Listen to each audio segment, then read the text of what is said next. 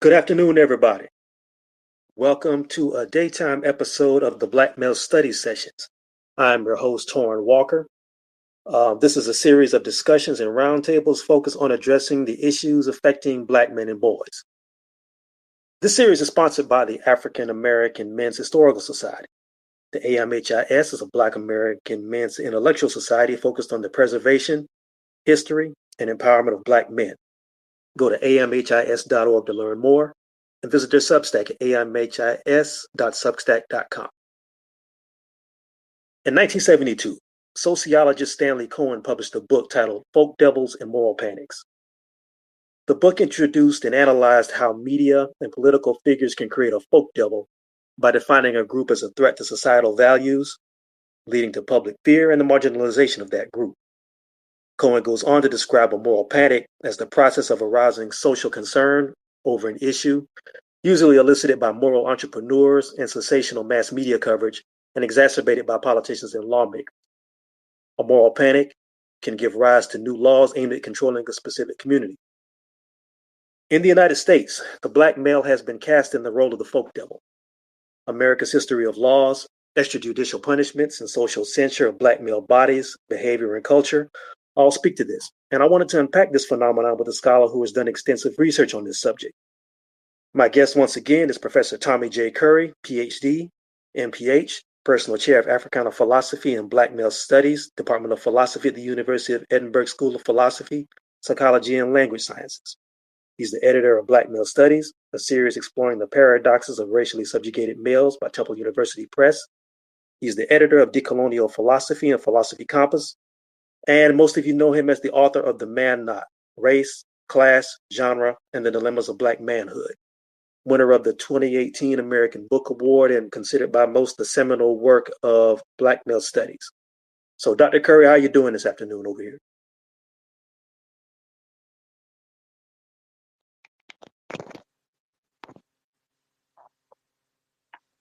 Hello.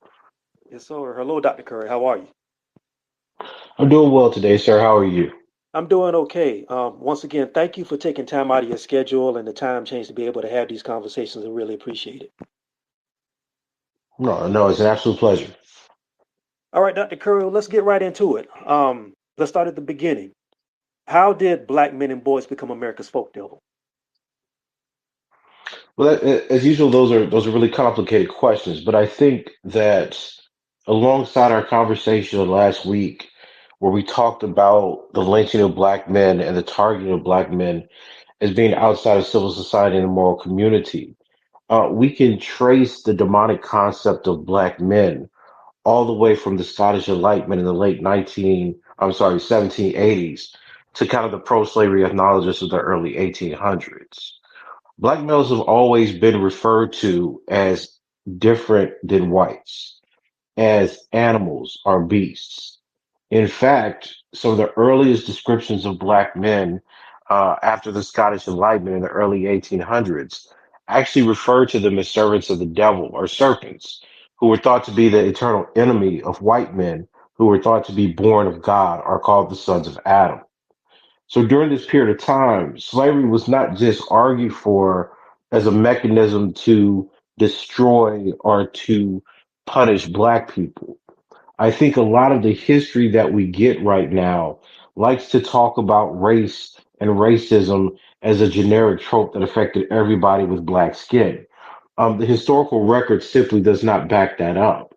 I mean, when you look at the number of people who were enslaved, you're looking disproportionately at black men and black boys who were brought over to the Americas and to the Caribbean.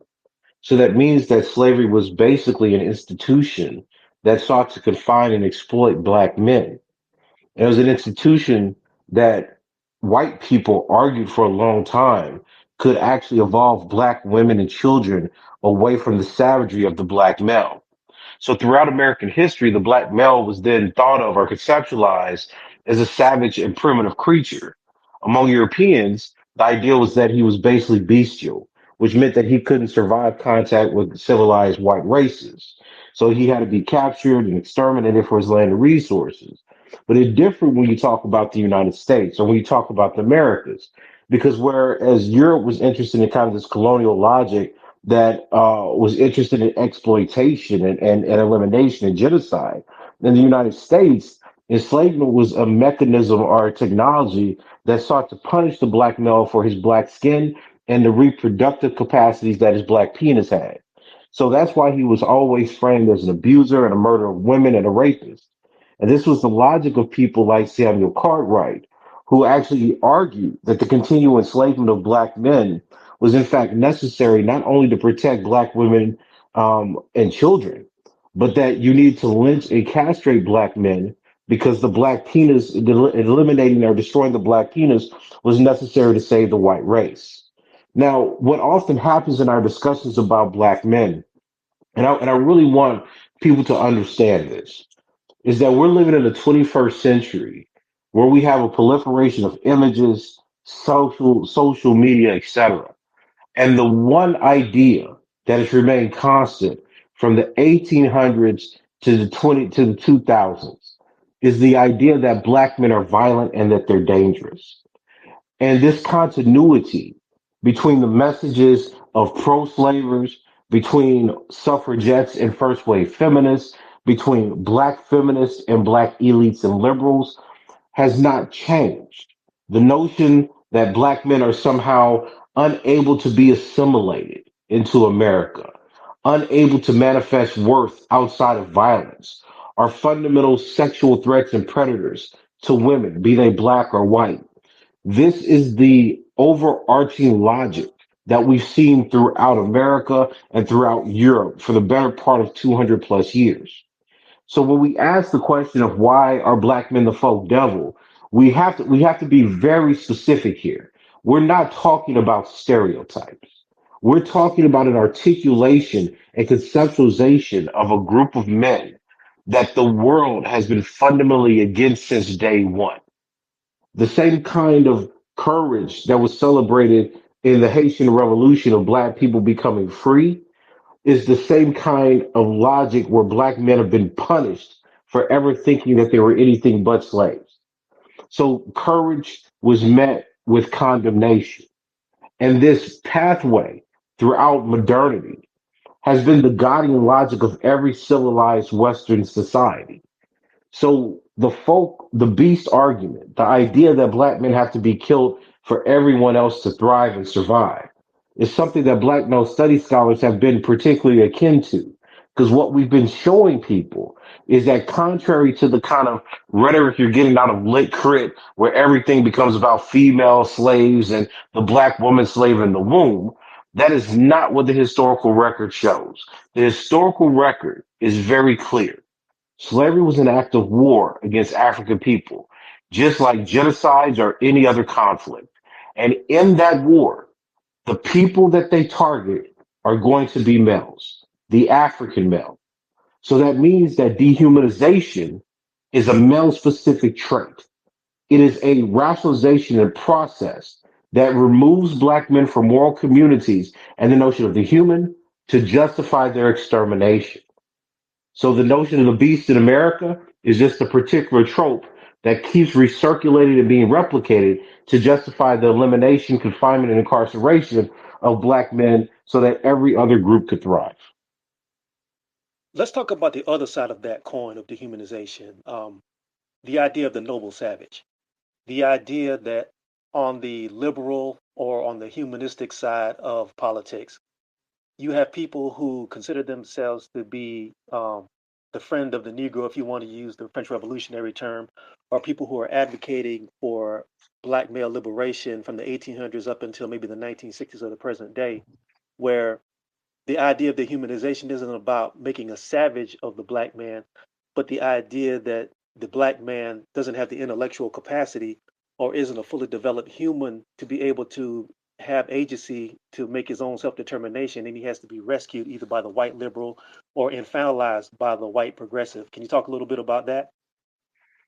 Well, that's really interesting because those both come from the same notion, right? The white liberal view of needing to care for black men, etc., comes from the idea that in a civilized society, a savage doesn't know how to assimilate or acclimatize to it. So he has to be ruled. He has to be directed.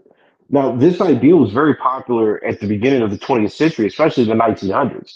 You saw with people like John Dewey, for instance, who would say that we need to better educate the Negro.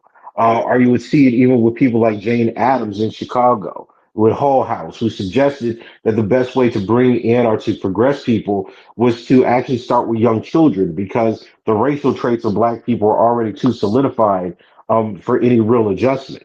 But don't be mistaken here. Even in those conversations that the liberals engaged in, the threat of castration was there. So Jane Addams actually has writings where she was debating Ida B. Wells and others about whether or not you should lynch or castrate black men. You see, this history where savagery is thought to be the the driving force, the psychological disposition and temperament of black men is never far behind. And usually that argument when it came to black men in the United States around liberals revolved around two questions: criminality and deviance and sexual predation and rape. So the white liberal says that, well, you have to care for this kind of for the black man because he's primitive and he needs direction. This is the same logic that you get from liberal feminists in the 1970s and 80s. Their argument was the disposition of poor black men is still too closely tied to violence and sexual predation.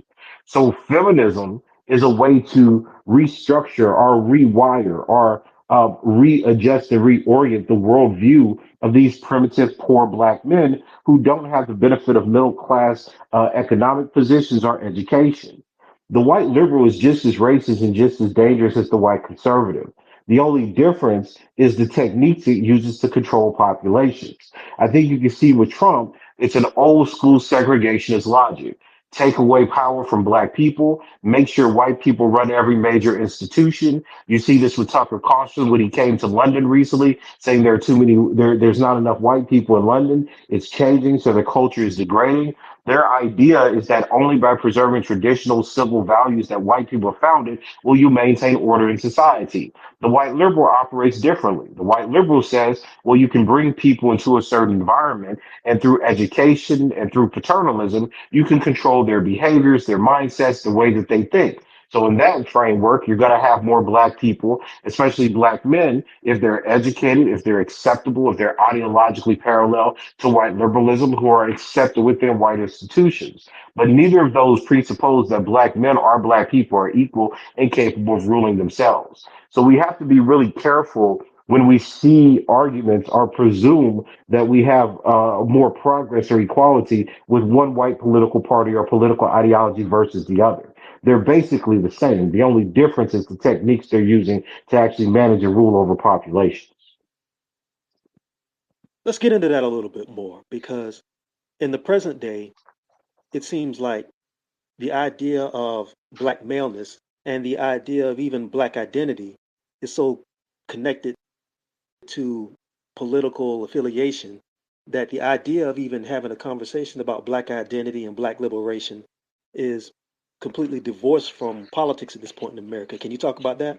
Well, I mean, it's divorced from politics in America because America was never a place where black politics was meant to survive, right? You see, we keep pretending that when we say black politics, that we're actually talking about politics. We're talking about an imagery where black people are allowed to participate in institutions and processes that yield political power for white people. But if we mean by politics kind of an art or a mechanism by which one accumulates resources and power to produce a certain effect among their own people, or even if we measure it historically by the self-determination of a group, then black people haven't really had a politics. We've been getting participation trophies.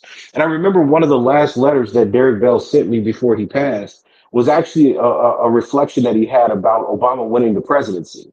And he said that there's going to be a reckoning where where white people are going to backlash against the political progress that black Americans thought they have. And his main point there was that he was saying, look, black people don't have any power. So whatever political options black people think they have is not determined by them and their will. It's determined by what white people allow or what white people decide is appropriate for them. That's not politics. That's participating in other people's politics. So the reason black liberation is not a conversation anymore, especially after Trump, is because you now don't have any group of white people that are willing to entertain the conversation. And I said years ago that this demonstrates both the intellectual and the sociological failure of black people as a unit to actually direct their own futures. Listen, I live in Europe, or what used to be UK used to be Europe. So all you see are white people claiming that because they're white and because they're British and speak with different accents or because they're Italian, etc., that they get to determine their own future.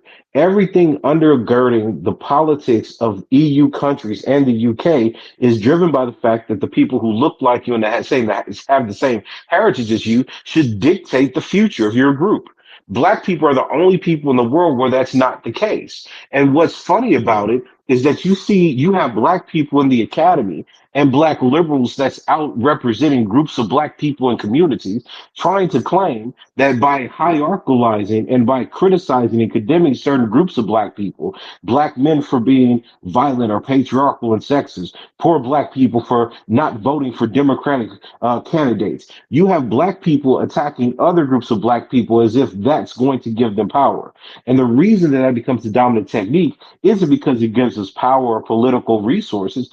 It's because it gives us recognition for the people who really do have power, which were white liberals. White liberals are content to see us attack poor people. White liberals are content to have us attack black men and boys. White liberals are the ones who are facilitating the disproportionate growth of a certain kind of black educated class, which is predominantly female, even in HBCUs. These demographic trends exist because the society rewards them. The same way that when liberals were in power, you had a disproportionate amount of white women getting jobs and going through education. We have to stop pretending that these things are accidental. And the irony of it all is that the first challenges to affirmative action were white women in Texas, claiming they didn't get into universities when they were overwhelmingly the group that benefited the most from it. But as we know from the congressional record, this is exactly how Title VII was set up to give it all the resources that were supposed to go to black people to white women and then benefit a select group of black women who were educated and politically assimilable into institutions and systems.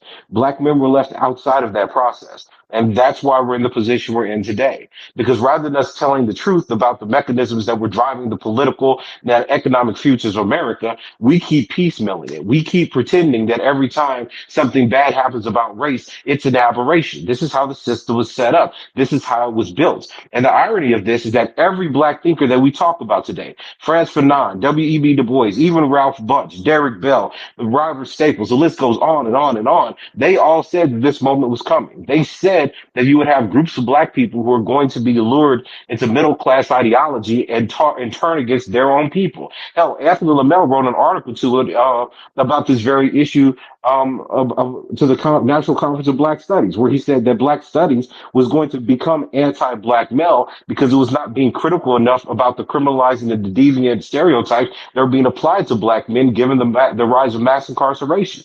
Sylvia Wynter made the same argument. She actually criticized black academics for ignoring the fact that black men were othered. And she criticized black feminism for participating in that. Hell, she even said there was Marxism and black feminism that was destroying black studies. So it's ironic that it is only now when you have a crisis in black middle class institutions, the academy, the government, etc., that we're willing to talk about the collapse of American democracy.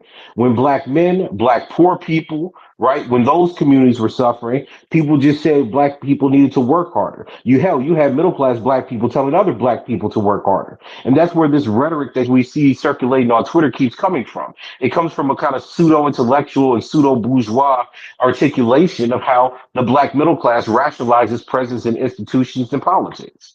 And all of that comes at the expense of poor black communities and black men. Let's go through the history of this. I'd love to get your opinion and love to get your thoughts on the process of how black men came through being demonized in the Middle Passage, demonized through slavery, all the way up to the end of the Civil War, to where you actually had thriving, even in the midst of white supremacist racist hatred, you still had thriving and successful communities and households. And then you get to the 60s, and then you get to the present day where the black man has been pretty much ostracized from the family. demonized in his own community and basically made non-existent as a presence or as a mentor in his own community. Can you talk about how we get from there to a period of stability to where we are now with black males? Well, I mean, during that period of time when you're going through Reconstruction and Jim Crow, black people learned to use segregation to their benefit. But as we know from Kenneth Clark and even Robert F. Williams, there were tremendous costs to segregation. So yeah, you had black communities and black households as long as black people stayed in their place, and the minute a black man stepped out of it, he was killed or lynched. Right? So we this is what I mean when we're a disempowered and oppressed people. We pick conditions where you're absolutely right. There were black men within homes. There were black communities. Hell, there was black Wall Streets. There were black businesses, black teachers. But all that progress existed in a world that was confined and dictated upon by the white world. Because that's where you got all the political repression, the lynchings, the disenfranchisement, the rape of black women when they tried to be employed within white homes, right? See, our whole life in America has been a story of tyranny and dehumanization. And what you got as you move forward, when people thought, because again, buying into liberalism, this idea of linear progress, what you got was the illusion that black people were doing better. So you said, "Oh, we're not being lynched now. We're only being shot by cops, and we're getting pulled into the prison. Okay, that's progress. Oh, look, black women who are now going to college are getting more jobs after the 1960s because of civil rights. That's progress. Oh, look, only black men who are educated in this in pursuing white collar jobs are being treated like people. The poor black men aren't, but that's okay because that's progress. So the story of how black men become ostracized from communities and societies works hand in hand with the increased proliferation of ideations that say that they have to be removed from society and put in jail. You see, the problem I have is that we keep having conversations about black people like black people are not affected by the ideologies and the negations that are being circulated in the society, right? Like it is not strange if you're in Europe to say that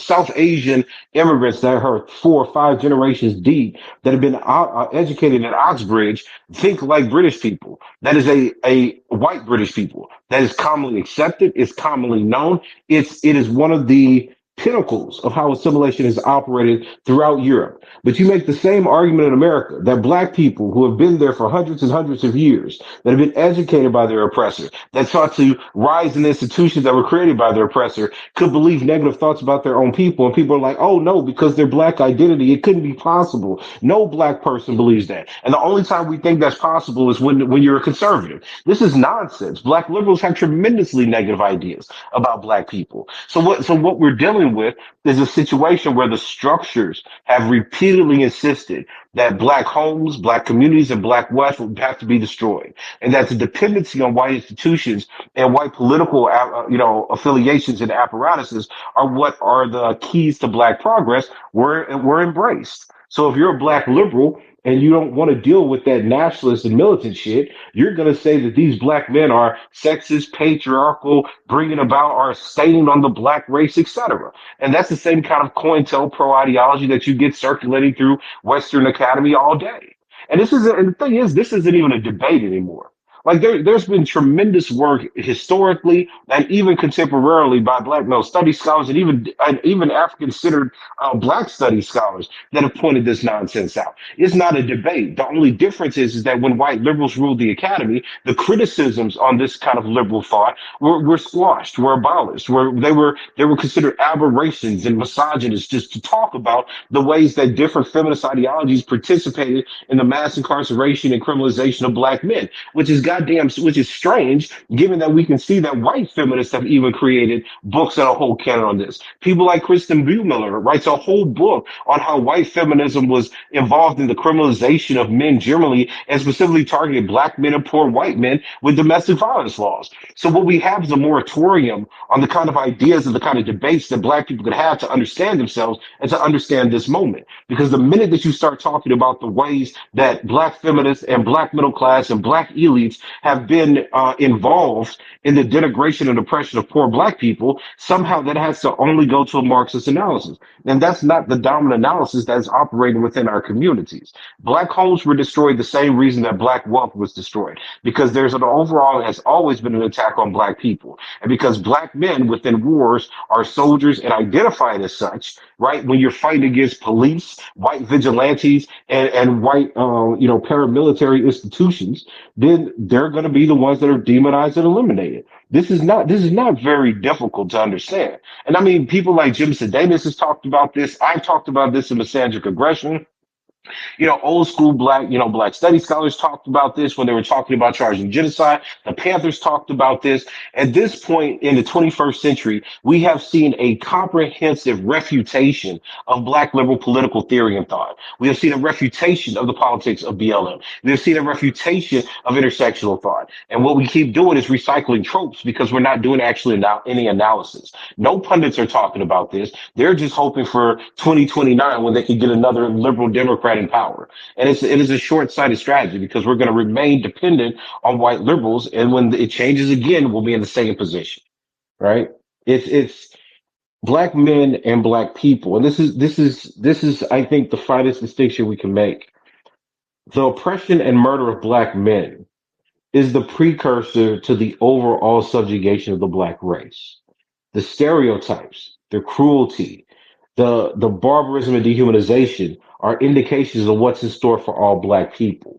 So rather than pretending that just saving black men is the key to freeing everybody, black male studies scholars are trying to show you that black men are a diagnostic population to understand how oppression operates and works. And that if you keep ignoring this and pretending that Kamala Harris or black Democrats are going to save the day, then you're going to continue to put yourself in a situation where black politics doesn't mean liberation. It only means further white dependency.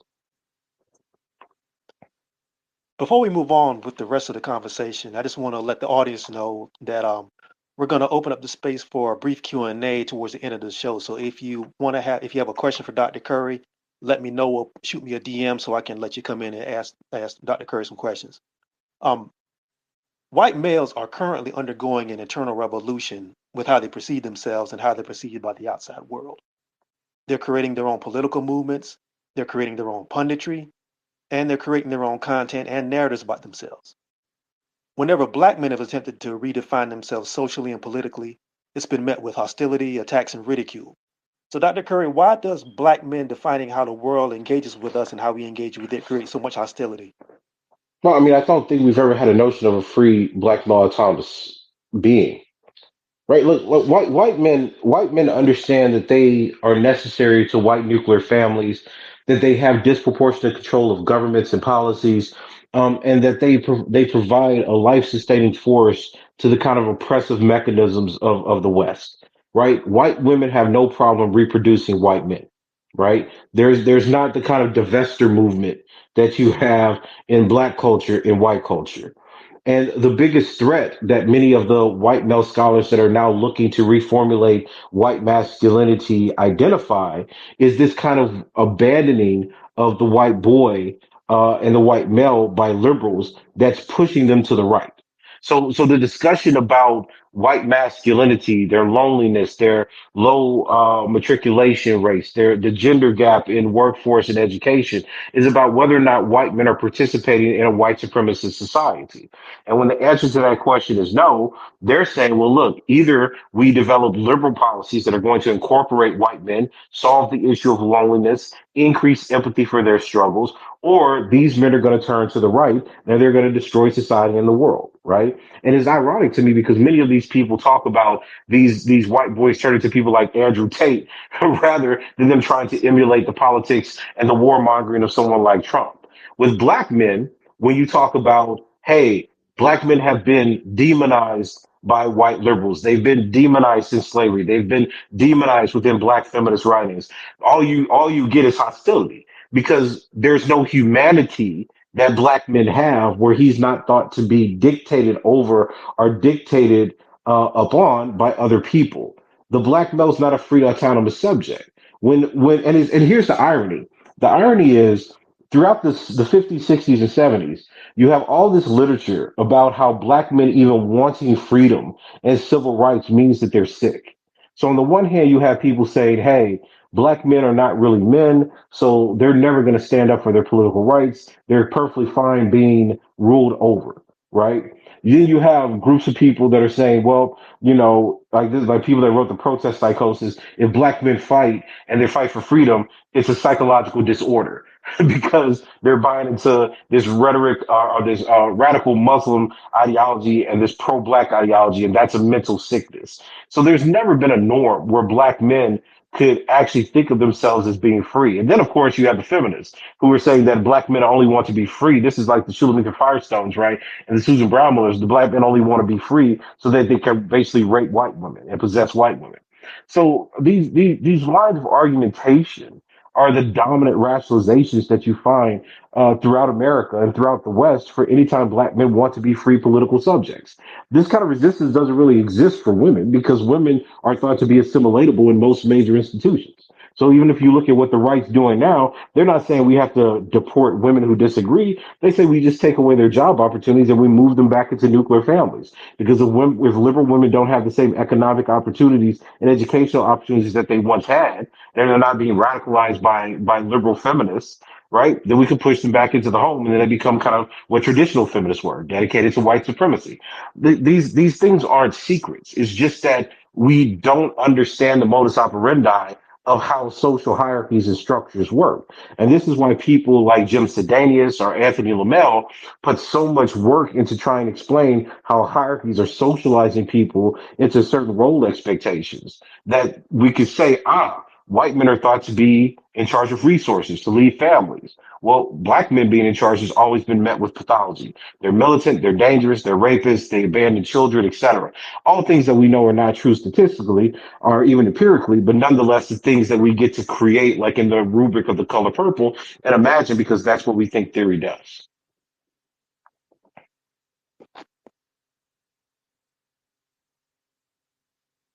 Dr. Curry, are you there? I am. Okay, there was a glitch for a second. Um, I want to get into one more part of this, of what you just said. We talk about this, you see a lot of this conversation happening online, and you also see this happening sometimes in the halls of academia and also in other places where people who look like us may have some influence. Can you go into a little bit more detail about the complicity of skin folk and black people who help push some of these things along? Well, listen, I think that you will always have black people that hate other black people. You will always have black people that demonize other black people. So what you have in the academy is just a microcosm of what you have throughout society. And what we've been dishonest about is how we've been able to utilize black men as a kind of fodder, right? And this is again, I'm going to say, quote or summarize Elaine Brown's work, in the condemnation of Little B. The idea that poor black men are incapable of participating in American society. The same idea that you had Sylvia Winter talk about in her essays, No Human Evolved, where she challenged Black studies specifically for its complacency and its participation in dehumanization of poor working class men.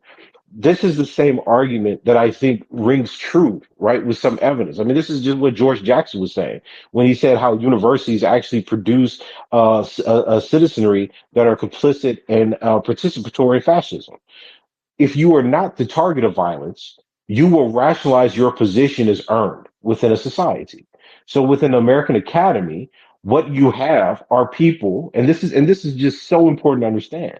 You have people that are more so creative writers in English and lit crit that construct and tell stories that create propaganda that rationalize the dehumanized position of black men and boys. They're people who actually investigate. So what we deal with, for example, are people who will read Audre Lorde saying that, well, because black men are frustrated, they abuse women when she was a domestic abuser. And in a world where black men were suffering more from domestic abuse at the hands of black women and being killed at the hands of black women than the other way around.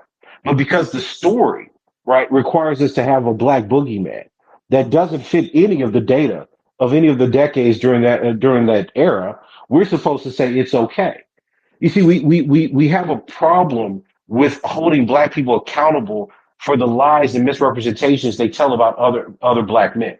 We won't tolerate it if we say it about a black woman. We won't tolerate it if we say it about the LGBTQ community. Well, that's because we have names to call them. You're a misogynist, you're homophobic. But those names represented humanity that we think is being lost. There's no case for that when you're talking about the black male or the straight black male, because you assume that he's a predator and a deviant. So I think the complicity of the Black Academy in these kinds of stereotypes is that they've been able to utilize and mobilize this kind of language to their own economic benefit. They've been able to say, well, look, I'm not like those black people. I'm not that black male. I'm not militant. I'm not working class. If I was, look how much better I am now because I've been educated in the highest institutions in America. And these are the same institutions they've been educated in that sold them down the river the first time that Trump told them they had to turn people over.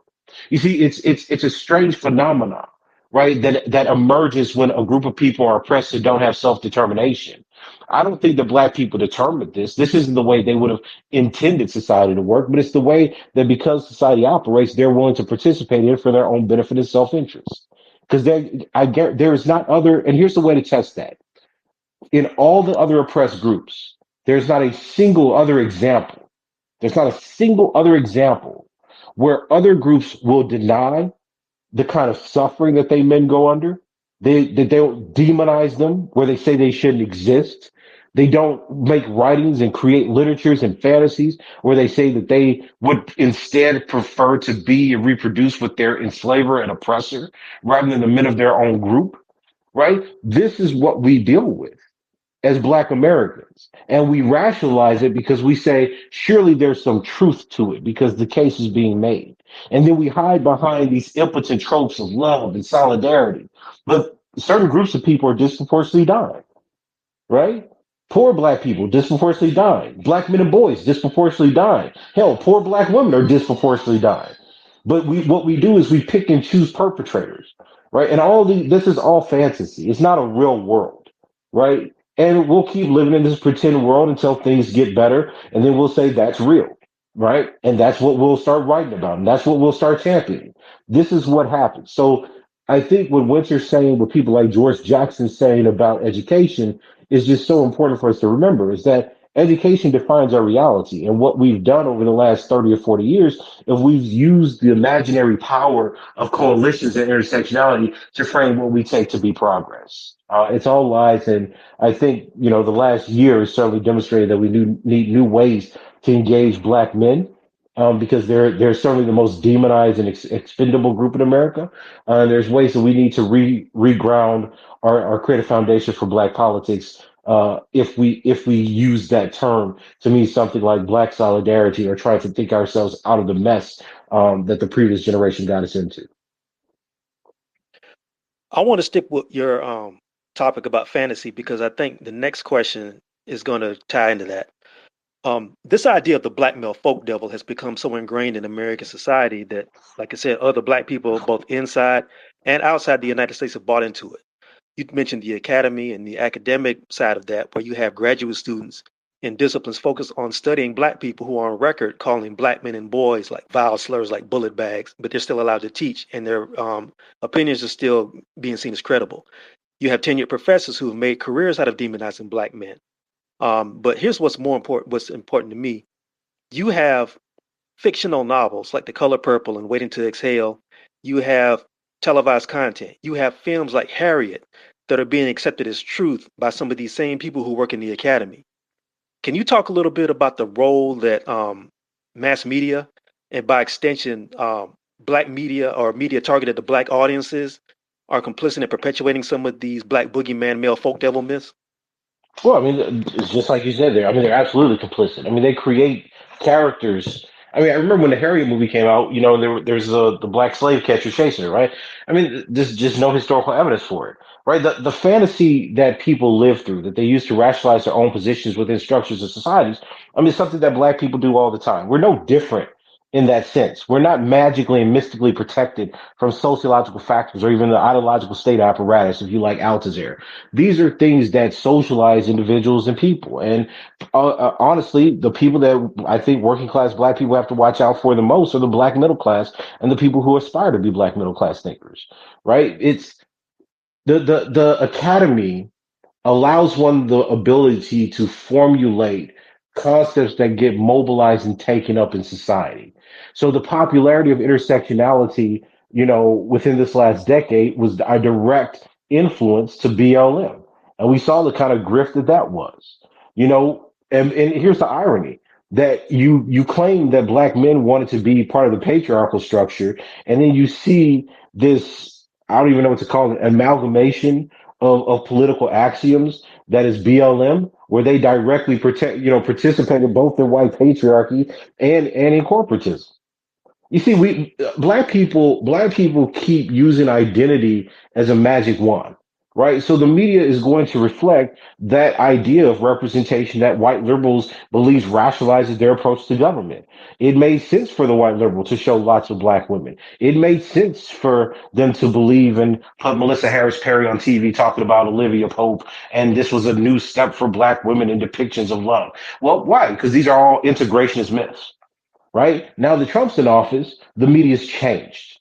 The media can't show these images. The media shows that black people are dangerous. It talks consistently about black culture being violent and degraded and promiscuous. But we don't have any response to that because that's what black liberals said about black culture that wasn't educated, that wasn't democratic. You see, this is what I'm saying. Both sides and both, you know, white slave overseers or slave drivers, right? The Democrats and Republicans both utilize racist tropes. The question is just when and why they do so. And the problem that we've had is that black liberals over and black pundits have mobilized those very same tropes.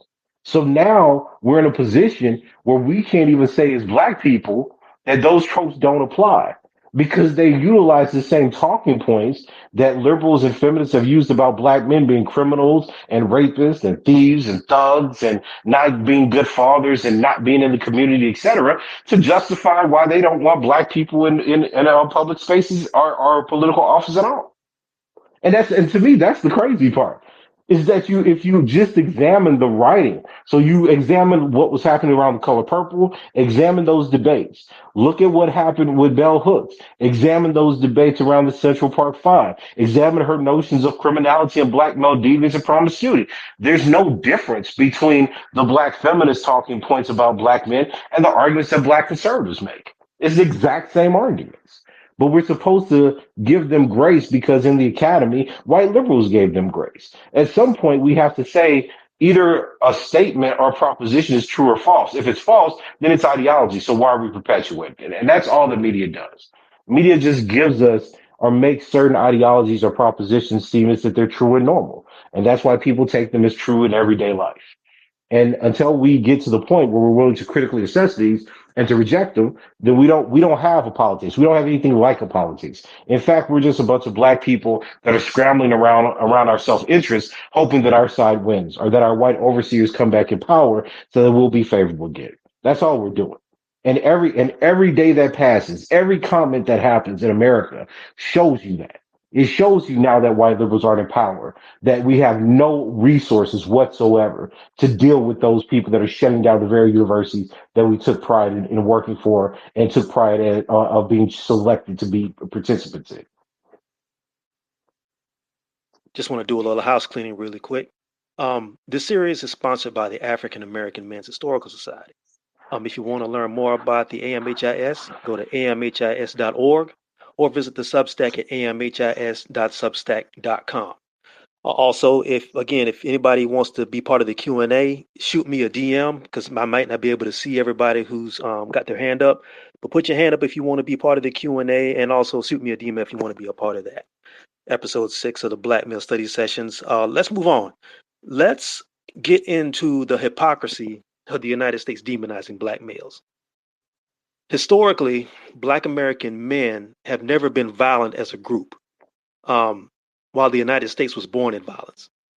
Since its creation, the United States of America has been involved in 189 declared wars and undeclared foreign interventions, countless covert and overt regime changes, and foreign and domestic political assassinations. According to 2019 FBI data, white Americans make up 69.4% of arrests for all recorded crime in the United States, while black Americans make up 26.6% of arrests. So, Dr. Curry, why are the number of black criminals in America promoted more than the higher number of white criminals? And isn't it hypocritical to use criminals to represent one entire community and not another? I mean, it's certainly hypocritical. But again, what we're looking for isn't how the facts necessarily disprove the ideology, but how the ideology functions. If you need to justify the extermination and the incarceration of black males, then criminality is the way to do it, right? Nobody's saying that the higher number of white men dictate the personality of the whole white group. But you consistently have scholars, pundits, etc., making that claim about black men. So, what do we have to watch out for? We have to watch out for how stereotypes are part and parcel of getting black people to accept the established order. And that's what media does. That's what academia does. It is making a case for the status quo, where one group is pitted against the other. So I think that the statistics that you just read out speak for themselves. But what we often miss in that contradiction is that we don't even hold other black people accountable when they propagate the lie that black men are criminals, are criminally prone.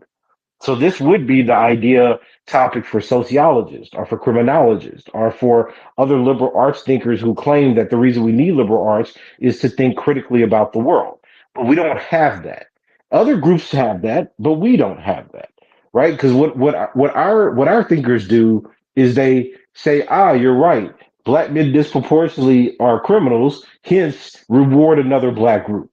Right. So again, we're in the pecking order. We have an intra-group competition for recognition. That's not the case for a lot of other groups. Right. And what that leads to is ignoring the contradiction in fact of the history of violence in the United States. It seems nonsensical to me that even some of the anti-black male rhetoric that you see on Twitter is allowed to fly, given the history and even the contemporary demonstration of white violence in the United States. It's nonsensical that we would have a debate about localized violence, right? Black men committing crimes within their own impoverished black communities because of resources or resource deprivation, previous trauma, recidivism, whatever the case may be, right? Alcoholism, whatever the case may be, where you have wholesale political movements that are deporting people, declaring wars, participating in genocide and starvation campaigns, denying people asylum, right? Killing people, breaking up families, organizing military raids through ICE. You see, this is the ridiculousness of trying to talk about a white male power structure next to whatever they want to call black male patriarchy, right? The difference is an order of magnitude in the effect that groups of white people, white men and women have to dictate the reality of the world through policy, government, and courts versus other people who are talking about what happens within local communities and then trying to claim that those two things are connected, that somehow Trump being able to rape, murder, exploit, and have military campaigns around the world is the same thing as the idea, right, that black men wish to aspire to. It's complete nonsense. That's like saying that every black woman like Sexy Red really just wants to be, Melania Trump or whatever Trump's wife's name is, right? We need more sophistication, and unfortunately, it doesn't seem like we're going to get it anytime soon. All right, Dr. Curry. I was trying to leave space for the Q&A, but I know we have a hard clock and a hard stop to get to.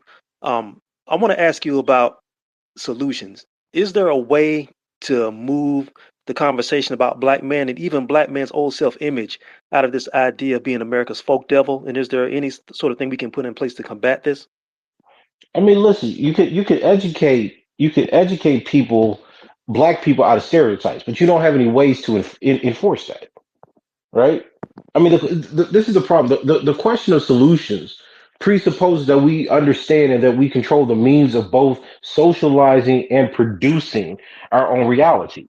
And as a oppressed group of people, that's not the case, which is why every time people talk about revolution and revolution being love and this nonsense, you don't have the basic mechanics in place to keep black households together, much less sustain them through their owning their own property or even feeding them in this world.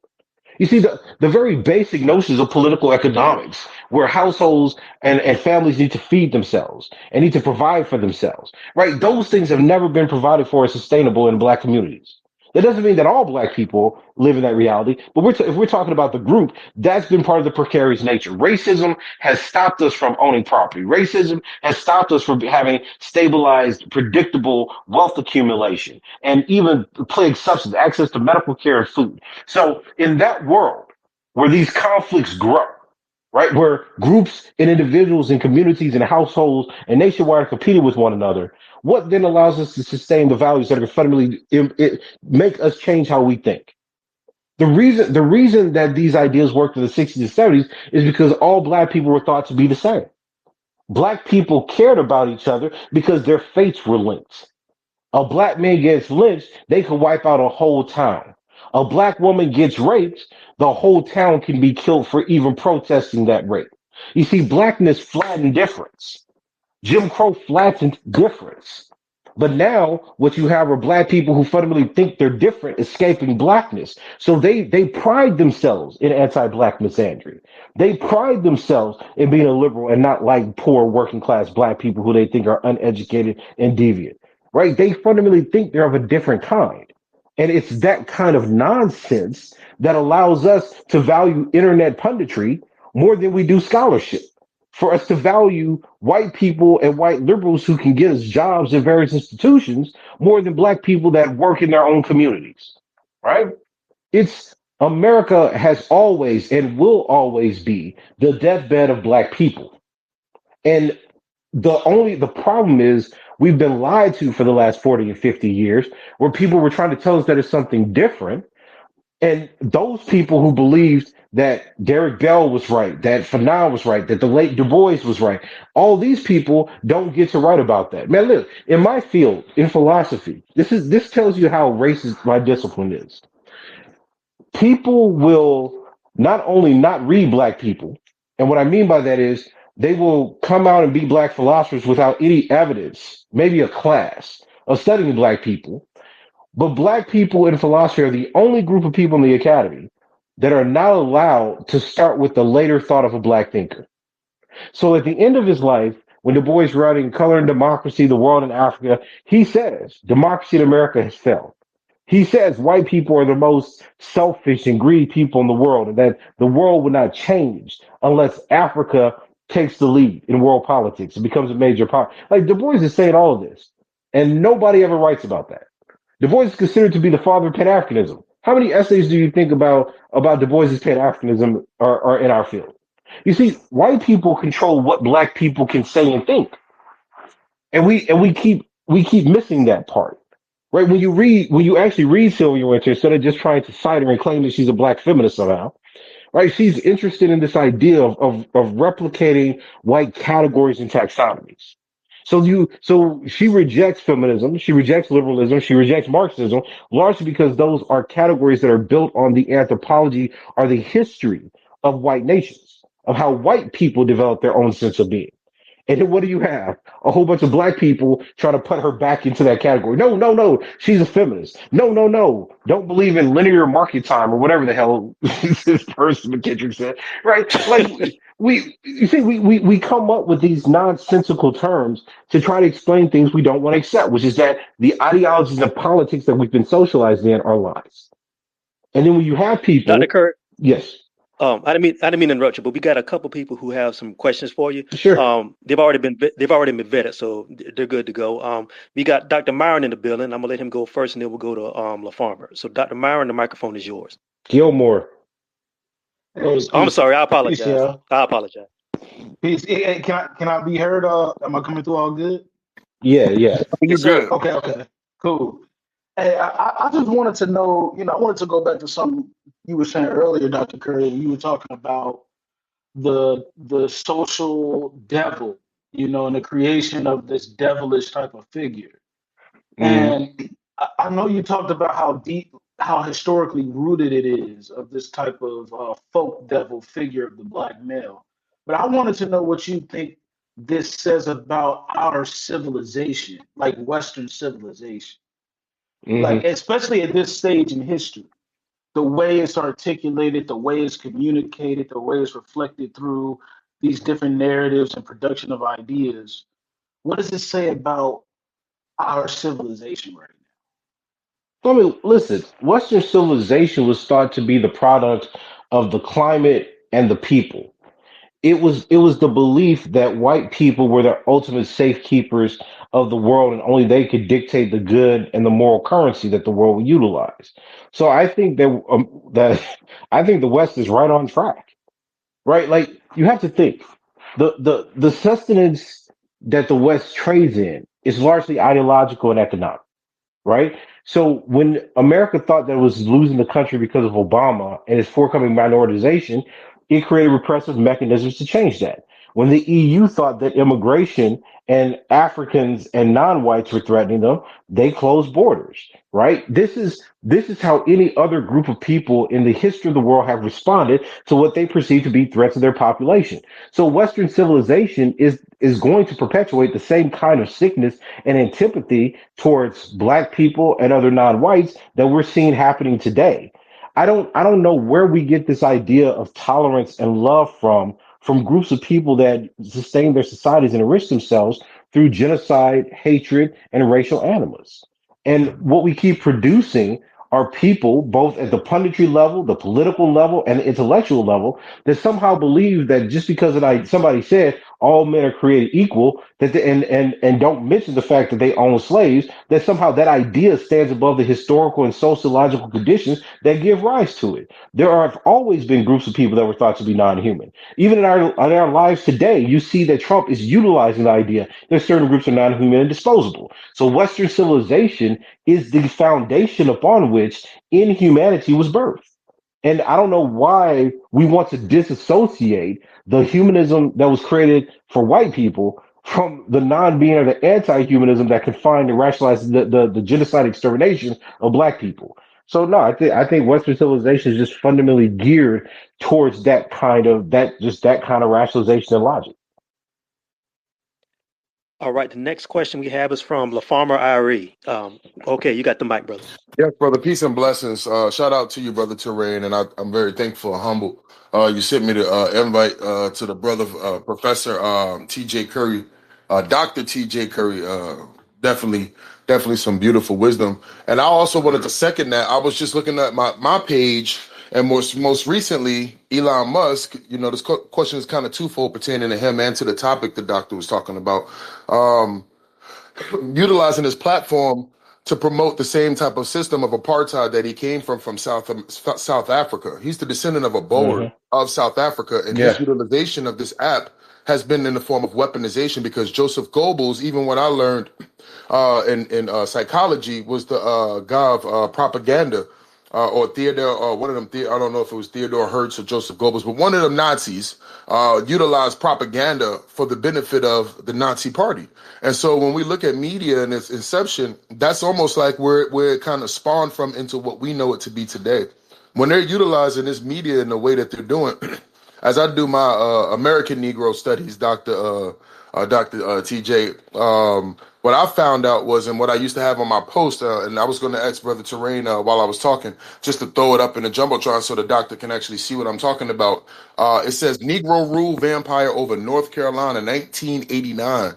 That imagery and that picture that was set up was to show Negroes becoming politically active and Negroes becoming constitutionally following and American. Because remember, just 20 years ago in 1978, there was the Civil War.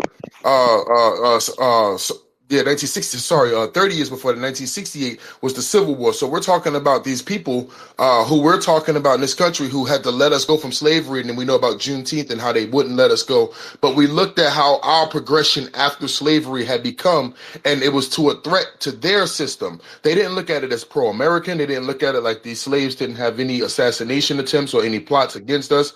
They literally looked at it as these Negroes outnumber us in some places in the South, and they might literally change our system from white to what they see in their image. What I used that Negro rule vampire was to show that they always cast us into that, what you say, the boogeyman system, where it literally shows the Negro as a vampire, and then you have the Negro foot with Negro rule across the lace of the buckle, and then all of a sudden white people are under it. And it gave this perception of pictures, because a picture's worth 1,000 words, and a mind of white America. And what it did to white America was put in the form of their inferiority, that self-soothing complex of, we could never allow this Negro to be over us. And so when you're talking about the lynchings, a lot of times in history, people think just any old random Negro Brother. was. Can you hear me? Oh man, was there a problem? Yes, sir. But Oh, can you okay. get to no? Can you get to your Yeah, Can you get yeah. to your question So though? yeah, We got to sorry, get on. about that. So Doc, well, what I was gonna even say, he kind of even spoke on my question, but the question I was gonna say was what in this system, when you look at the media or the apparatus of media, do you see us and our as American Negroes going forward? How do you see us overcoming the burden, even if we were to have political money and financial campaigns, but the burden of media used against us? And that would be my question. And thank you for the position to speak as well, Brother Terrain. Well, listen, man. I mean, we've had black journalism, we've had black media, right? And that black media directly gave us a counter story and a counter narrative to white media. That's not impossible.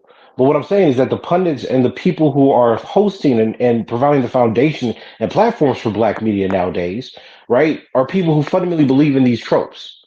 And if that is the case, if you are working on white platforms, if you are being rewarded for saying anti-black, holding anti-black stereotypes about black people in the black community, if you're being awarded tenure and being hired because you hold negative views about black men, saying the same things that white people historically held about them, then there's no way that you could launch an effective counter assault on the racist narratives that white people are propagating about your people, because to some extent you believe them. And what we've done is we've tolerated this, we've embraced this, we've said that this is progress.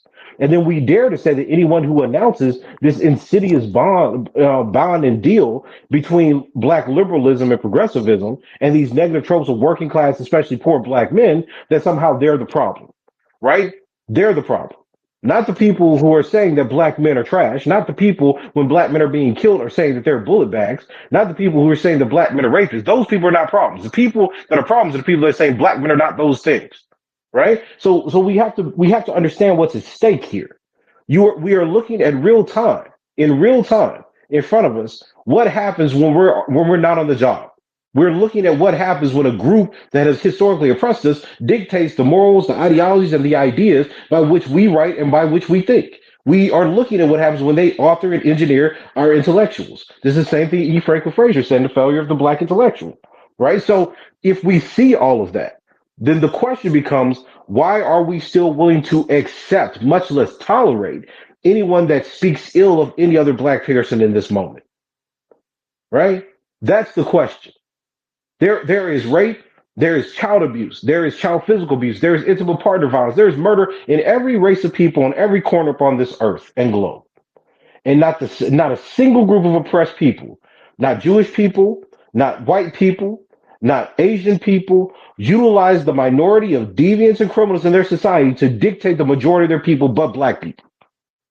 So when you ask whether or not we can effectively refute white supremacist media, ask yourself the question: why is it that the people who speak for us, the people who will watch our people die, our little boys spitting up blood on the damn streets, and then write that those boys don't deserve recognition, why are they our leaders? Why do we take people who have been rewarded by institutions that are fundamentally anti-black and against black people? Why do we trust them to decide who our leaders and intellectual voices should be? That's the question we have to ask if we're serious about refuting the apparatus of the white media. But that is not a question that we're rewarded for asking. It is not a question that black liberals or white liberals are willing to tolerate. Right? So that's the position that we find ourselves in. Right? The solution is that we have to rethink and police ourselves, because we are enabling many of these tropes to happen. We are investing in them for the benefit of a certain group of black people over others. All right. And until we announce that and we're honest about it, until there's grassroots movements and there's black punditry that's going to call these people out by name and show the evidence of what they're doing, it's not going to change. And you're just going to wait for the next white ruler. And that's fine. because that's been what we've done for almost 100 years now. But it's not going to be freedom. It's not going to be liberation. It's surely not going to be progress. All right. I think that's where we'll table the conversation for today. It's been a very fire conversation. And I want to give my thanks once again to Professor Tommy J. Curry for taking time out of his schedule to be able to have these conversations. Before we get out of here, Dr. Curry, let people know where they can find you and where they can find your work and what you're working on. Yeah, so you can find me on Twitter at Dr. TJC. Still writing books, doing lots of conferences, traveling around the world. So you can probably catch me or any of my talks, just by following what I'm doing on that schedule. And pretty soon, I'm almost finished with it. The sequel to the Man Not will be at Temple University Press. So hopefully, I'll be on your doorstep in 2026. All right, and that's where we'll table it. Thanks to everybody who came through to listen to Dr. Curry. Thanks to all the brothers who came through to ask some questions. And I'll have the replay up hopefully by the end of the day on Twitter, and I'll also be up on my YouTube channel and on the Substack of the AMHIS. So thanks again, Dr. Curry. Thanks again for everybody who came through. Everybody have a good evening. This has been episode 6 of the Black Male Study Sessions, American Devils. Y'all be safe.